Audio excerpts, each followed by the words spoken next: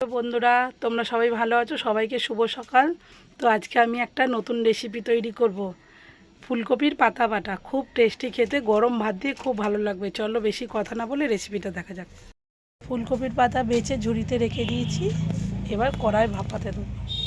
এই যে আমাদের উনুনে আবার রান্না হচ্ছে, উঠানের মধ্যে কপি পাতা ভাপাতে দিয়েছি। এবার জল দিয়ে দেবো কড়াই, দিয়ে চাপা দিয়ে দেবো।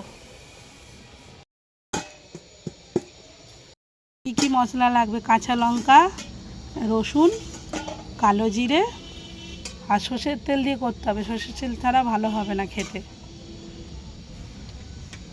ভাপানো হয়ে গেছে, এবার নামিয়ে নেবো। একটা ঝুড়াতে জলটা ঝারিয়ে নেবো। আদা বাটাটা মিক্সি করে নেব। কালো জিরে, কাঁচা লঙ্কা আর রসুন দিয়ে মিক্সিতে বেটে নেবো। আপনারা চাইলে শিলেও করে নিতে পারেন। তা হয়ে গেছে পাতাটা, এবার ঢেলে নেবো বাটিতে। কড়া বসানো হয়ে গেছে, তেল দিয়েছি, সর্ষের তেল ঢালা হয়ে গেছে কড়াই। ঠিক আছে, এবার পাতাটা দিয়ে দেবো আমরা।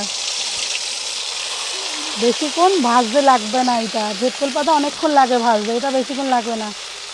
দেখো আমাদের কাঠের উনুনে রান্না হচ্ছে উঠানের মধ্যে। এবার নুনটা দিয়ে দেবো স্বাদ মতো, চিনি দেবো একটু স্বাদ মতো, এর টেস্ট হবে।